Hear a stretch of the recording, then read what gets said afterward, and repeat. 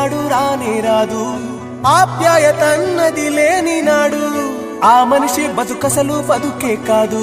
విడిపోయి కూడే వేళ భారాలే తీరేను, దూరాన నవే నాడో తీరాన్ని చేరేను.